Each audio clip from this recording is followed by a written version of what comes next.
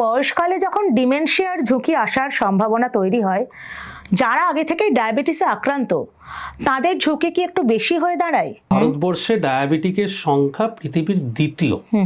এতই ডায়াবেটিক আমাদের এখানে, আর যত দিন যাচ্ছে ডায়াবেটিসের সংখ্যাও বাড়ছে। তার মানে আর এই ডায়াবেটিস যে কোনো বয়সেই তো হচ্ছে, এখন জানছেন।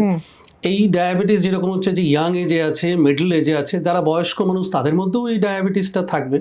তো এই ডায়াবেটিসটা তাদের যে একটা সমস্যা, তার সাথে আজকে আপনি আরেকটা যে ডি এর কথা বললেন, ডিমেনশিয়া বা স্মৃতিশক্তি ভ্রম হওয়া, স্মৃতিভ্রম হওয়া, সেইটা কিন্তু তার সাথেই আসছে।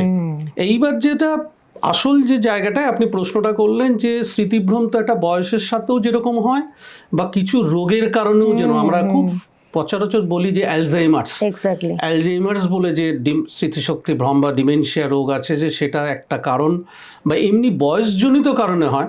কিন্তু ডায়াবেটিস যাদের আছে তাদের কিন্তু এই ডিমেনশিয়া হওয়ার প্রবণতা প্রায় 50% বেশি, এতটাই বেশি।